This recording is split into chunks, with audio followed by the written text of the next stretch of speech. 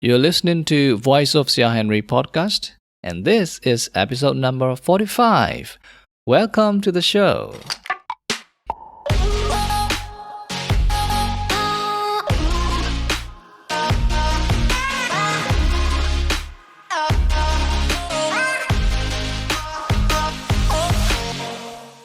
Hi everyone, this is your host Sayar, and thank you for downloading this episode and choosing to spend time with me today.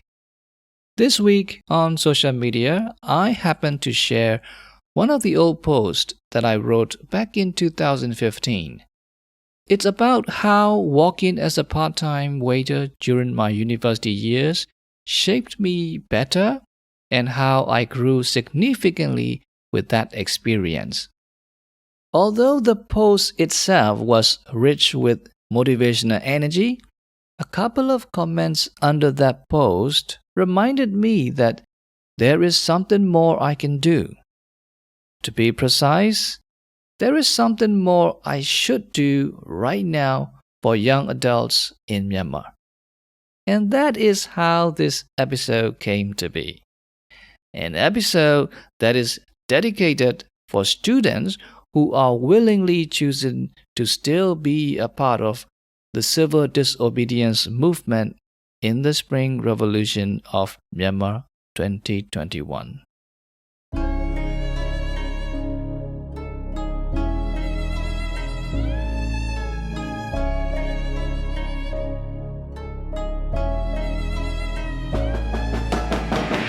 Throughout the history of Myanmar since its independence from British rule in 1948, the political climate in this country has never been stable. The main reason being the military coups attempted by the arrogant and selfish generals every few decades or so. The sad thing is, every time that happens, people try to resist the suppression of the military regime with little to no success in the long run. Among them, young people are the ones that lost their education, hopes, and dreams at the most damaging level. Even though we can say the Spring Revolution is by far the longest running resistance in terms of defying the evil military and maintaining hope for the restoration of justice and democracy in future, what this generation has lost is no less than that of the previous generations. Now, I'm not talking about those who can choose to go abroad and continue their education or those who are employable enough in a foreign job market. I'm talking about the less fortunate boys and girls who are not there yet. In a country where graduating from a university is the only way to land even a low-salary job, not being able to continue or complete the studies automatically means most of these young people will remain unemployed too. That's such a painful loss of human resource and capacity for this country. We don't know if or when the country's political situation will be stable once again, but we know for sure a long gap of nothingness can deteriorate the morale and willpower of young adults. So it becomes crucial that the older generation finds ways to educate and employ this unfortunate group of younger generation in non-traditional and modern ways. So, in this episode, we're going to explore some ideas and way of thinking that might be useful for many young adults. Now, I say this with some reluctance because not everything I talk about here will resonate perfectly with every single one of you. However, these can at least open your eyes and help you see your situation from more than one angle. To make things easier for you to follow, I'm going to break things down into two main parts. Now let's get right to part 1. This part is all about assessment and adaptation. You see, every time we are in a difficult situation in which we don't know what to do next, or everything we used to know and do doesn't work anymore, the first step is always to assess our situation objectively. Now, the key word here is to assess objectively. That means we must try to see things as they are without being influenced by any personal or emotional bias. Now, think this through.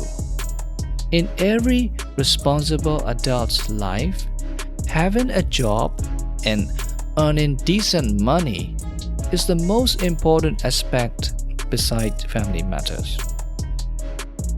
But for young adults like you, getting education and getting a job are equally important. It also seems like you can't get one without the other, especially if your family cannot support you financially.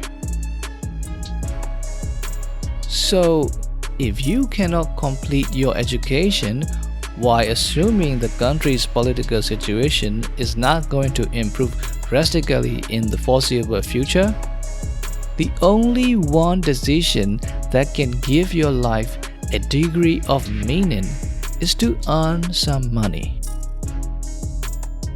If you cannot get education now, at least you should be getting some money, right? This is the part where your ability to adapt to new circumstances comes into play. When external factors limit your path to formal education, you need to grow the mindset of embracing opportunities that can give you informal education and some money. I will talk about the ways you can get informal education and money a few minutes later, but now let me tell you a bit more about adapting to change. Now, I know adapting to change is not the easiest thing in the world, but it can be managed if you approach it right. Here is the biggest misconception you should be aware of. Most people think that adapting to or accepting change is difficult because they have no control over that change. But that's only true if the change is coming from the outside with external factors you can't control. In many cases, however, change can be internal. It means there are many changes you can adapt to as soon as you see things from a different perspective and decide to move forward step by step in that direction. In such cases, change is simply about trying to understand what is available in your hand and what you can do with it.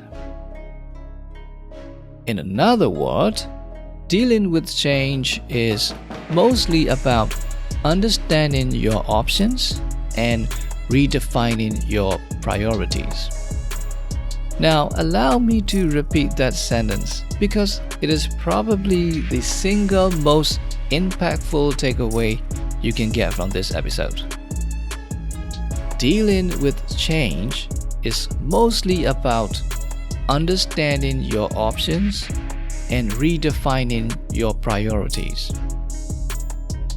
Let me try to put that into the context of your life right now. You bravely chose to be a part of the civil disobedience movement, and now you are out of education. You don't want to attend the local universities run by the military regime, and there is no way your family can afford to send you overseas to complete your education. Or in the worst case scenario, your family is not fortunate enough to even pay for any online class you want to attend. In this particular situation, can you honestly hope to live your life again as an immature student like you were 2 years ago? Think about it seriously. Is that still an option? I guess not. So, if you keep expecting to have an option that is no longer on the table, it will be painful for you. More importantly, the only person hurting you again and again in this context is you.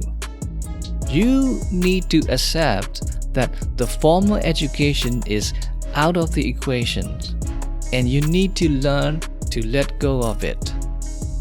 Truth is, even if you think you are not letting it go, it's not there anymore. It's gone. You can't think of formal education as the top priority of your life anymore. Instead, you should try to accept that it's gone and start to redefine your priorities. Remember, boys and girls, that dealing with change is about understanding your options and redefining your priorities. So, what should be your new priorities? Well, like I said earlier, your new priorities should be to focus on informal education and to start earning money, even if it is just a small amount.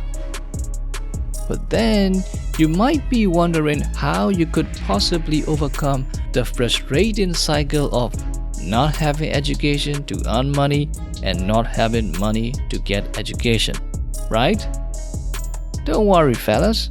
I'm going to talk about these in part 2 of this episode, which is coming right after some advertisements. That is, if your device is in the United States.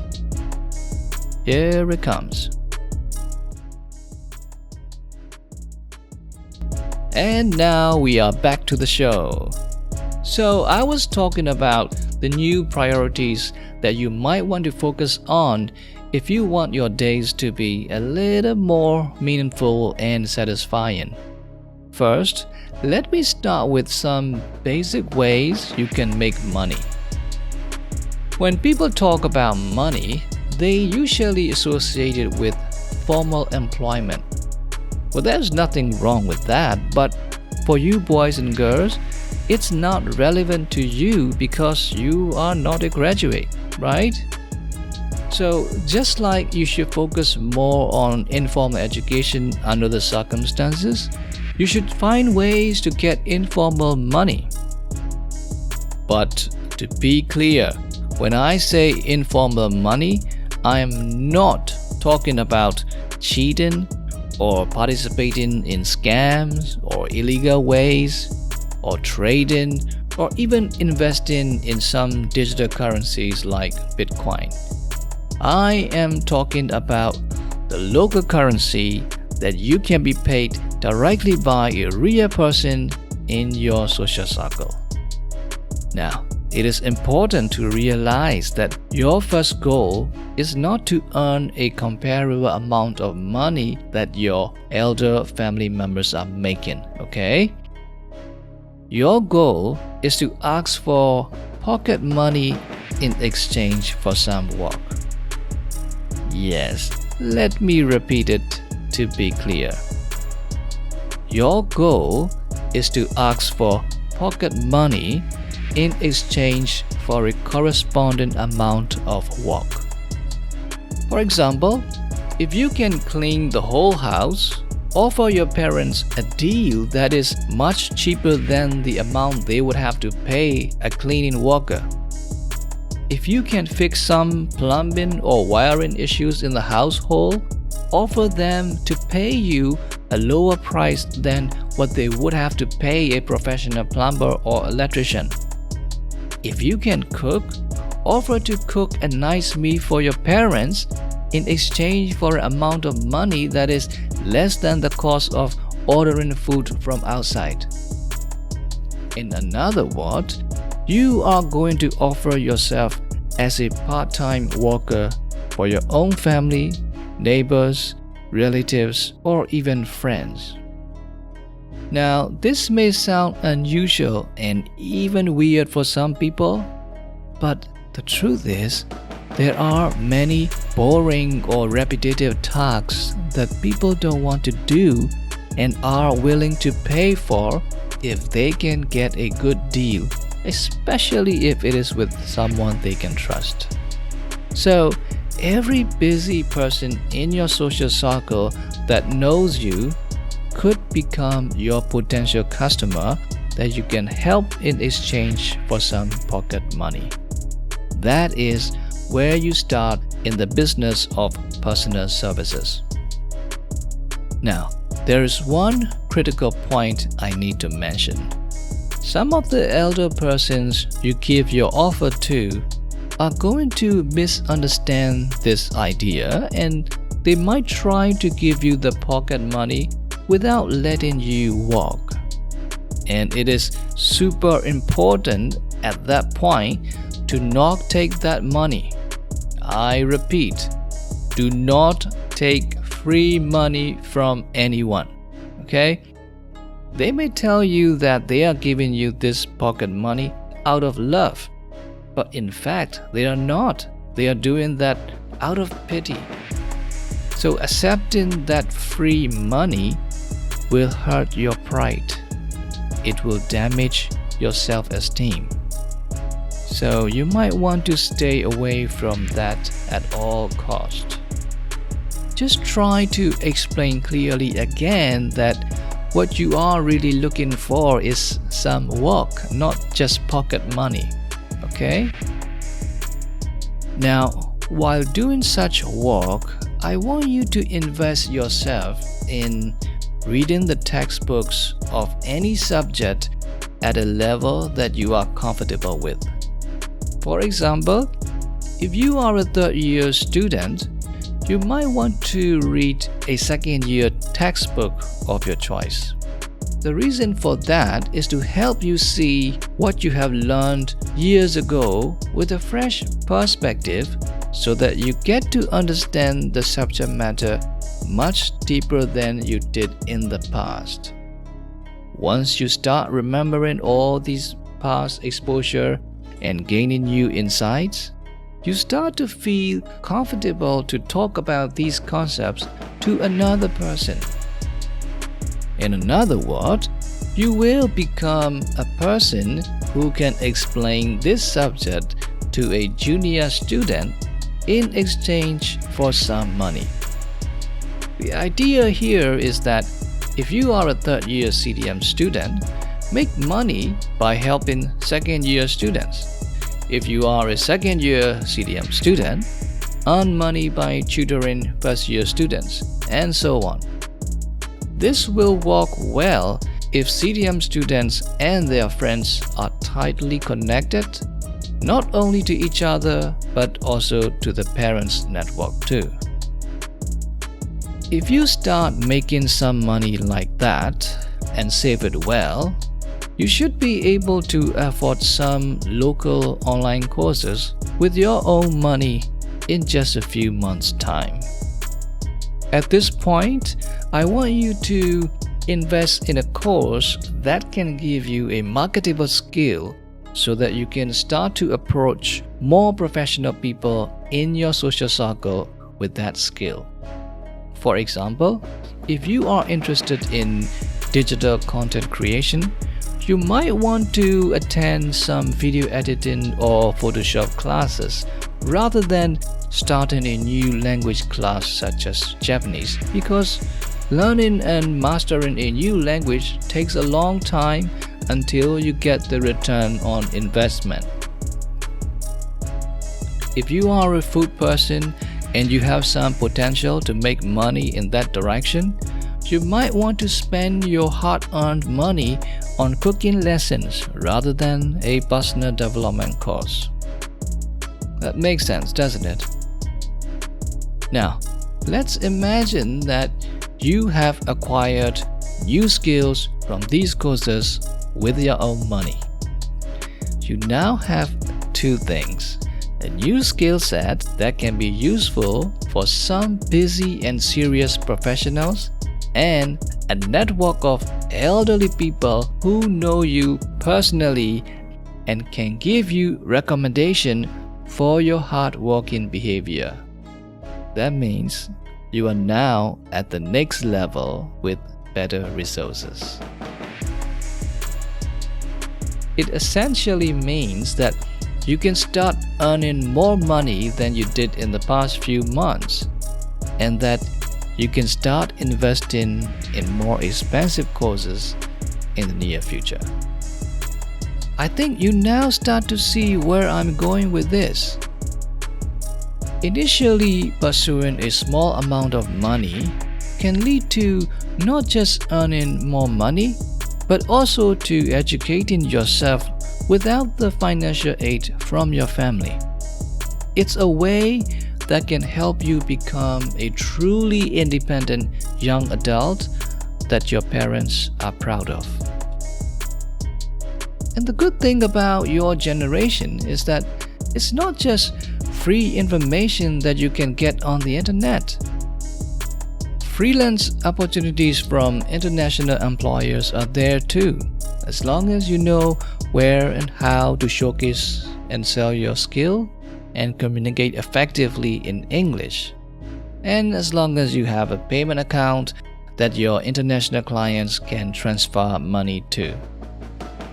But selling your skill or services for an international client or a platform, or pursuing the path of a content creator is much more complicated than most of you guys think, and it's also beyond the scope of this episode.